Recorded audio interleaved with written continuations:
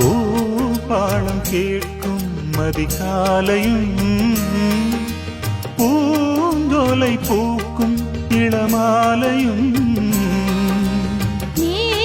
அன்று ஏது ஒரு ஞாபகம் நீ பேசும் பேச்சு மண்வாசகம்